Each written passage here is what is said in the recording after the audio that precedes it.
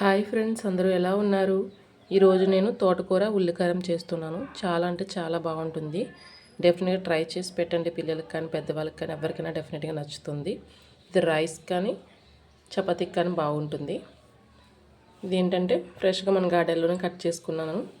అందువల్లనే ఫ్రెష్గా ఉన్నప్పుడే వండుకోవాలి ఆకుకూరలు ఎప్పుడన్నా సరే. చాలా టేస్టీగా ఉంటాయి. ముందుగా ఉల్లిపాయ, వెల్లుల్లి కట్ చేసి పెట్టుకోవాలి. వీటిని మిక్సీ జార్లో వేసుకోవాలి రెండు కూడా. అలాగే రుచికి సరిపడా కల్లుప్పు యాడ్ చేస్తున్నాను.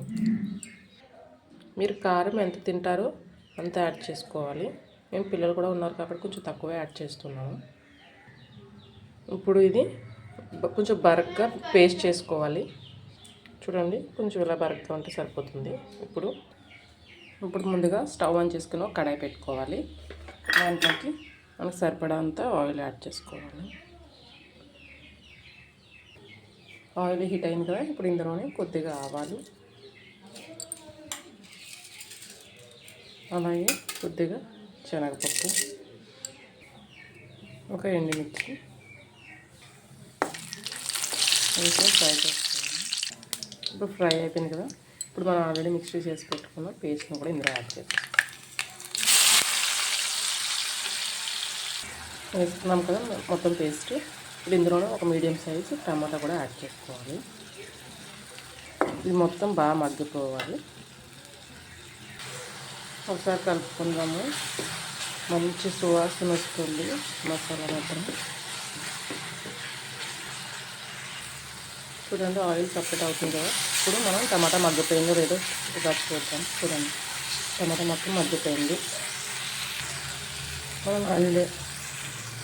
మనం ఆల్రెడీ కట్ చేసి పెట్టుకున్న తోటకూరని ఇలా యాడ్ చేసుకోవాలి. ఒక 2 మినిట్స్ ఫ్రై చేసుకుంటే దగ్గరికి మగ్గిపోతుంది. చూస్తారు కదా, త్వరగానే మగ్గిపోతుంది ఆకుకూరలు అనేవి.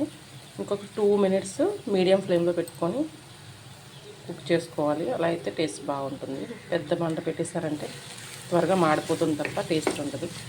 మధ్య మధ్యలో కలుపుతూ ఉండండి.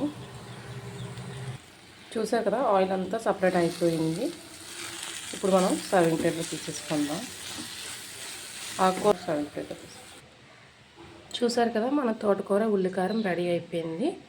ఇది ఆనియన్స్తో సర్వ్ చేసుకొని తినాలి. చాలా బాగుంటుంది రైస్ కాంబినేషన్లో అయితే.